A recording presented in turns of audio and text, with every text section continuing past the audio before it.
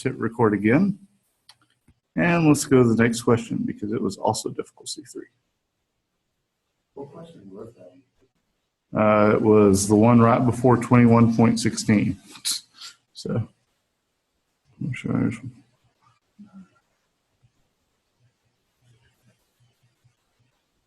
Okay, this is good because it'll let us practice using vectors.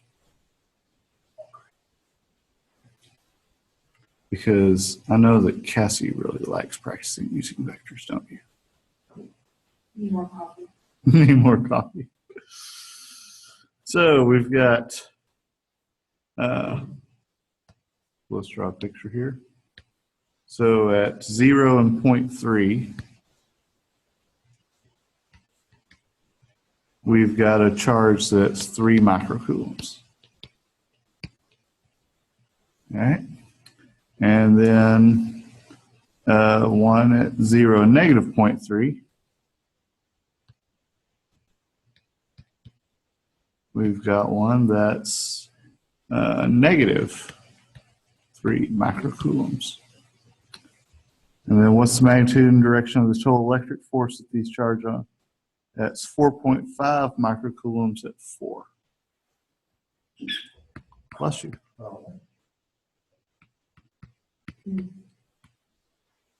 Oh, okay. Okay.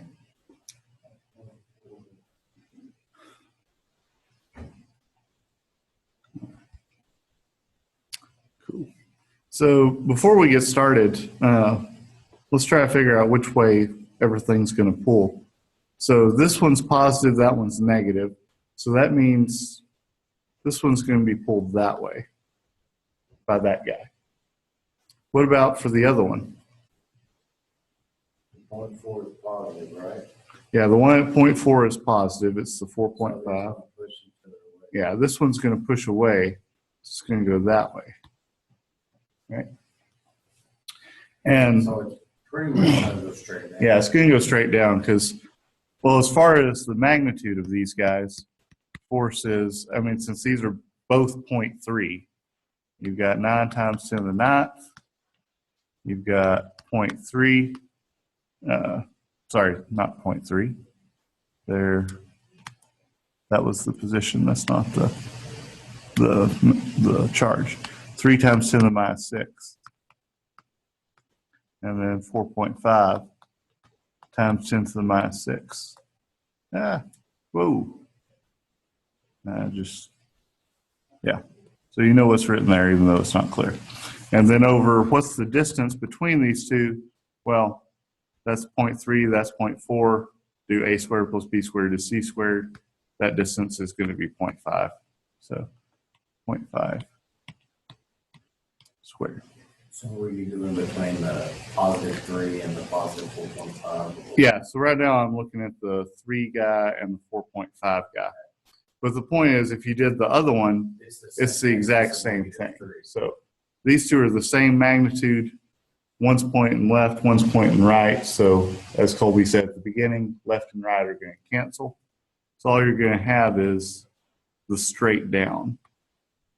So all we need to do is, so this is the actual net force.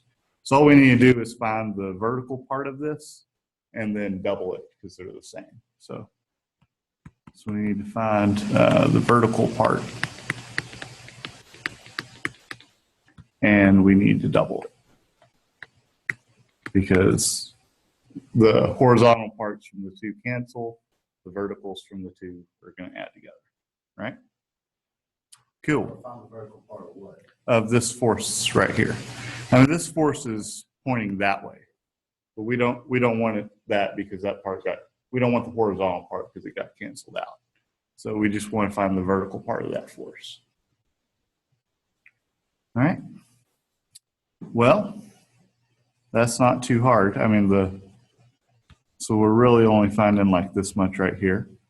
How do we find the vertical component of a vector? Does it have cosine or sine in it?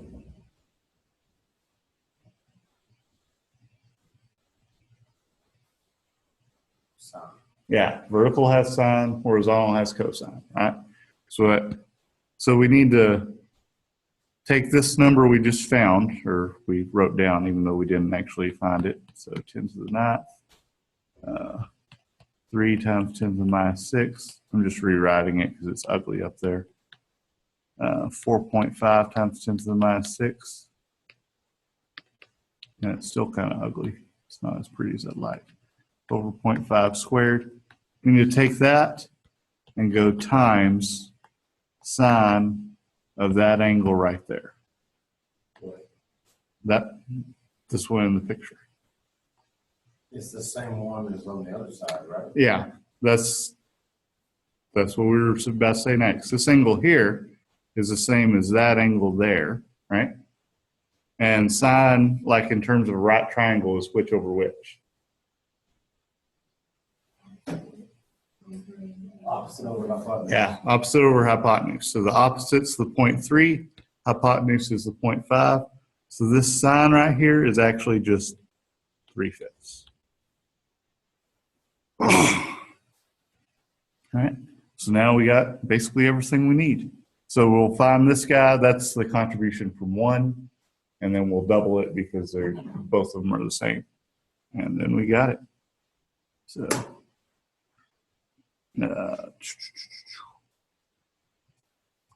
9 times 3 times 4.5 times, that would be 10 to the minus 12, 10 to the minus 3, so 3 negative 10 to the x, divided by 0.5 squared.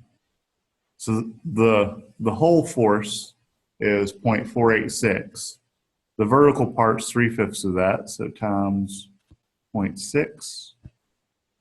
So the vertical part's 0.2916.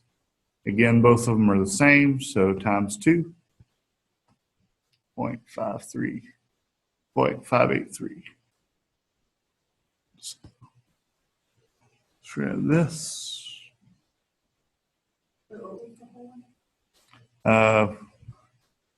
Crap, I already lost it. So divided by 2, divided by 0.6. So the magnitude of the force altogether was 0.486. And then we just wanted the, okay.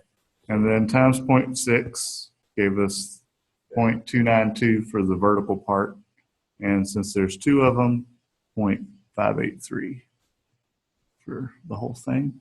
So the magnitude is 0.583. And that's the vertical, right? Yeah. Well, that's the whole thing because the horizontals canceled out, right? Which, I mean, normally we would have to do a lot more work or whatever if they, but since it went straight down, we didn't have to think about that.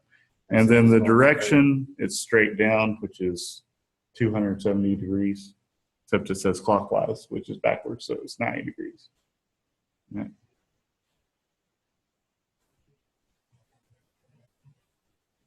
If I start at the x direction, go 90 degrees, that's straight down. Positive. Yes, because the 0.583 was asking for magnitude. So, Also, it's not asking. by the way, so just say what we would have to do if it wasn't straight down.